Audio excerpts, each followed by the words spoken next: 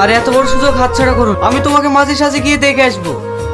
Sir, Shrabani কেমন আছে? ও বাড়িতে নেই, মায়াপুরে একটা প্রোগ্রাম আছে, ওখানেই গেছে। আমি এক্ষুনি বেরাবো। বসে একটু।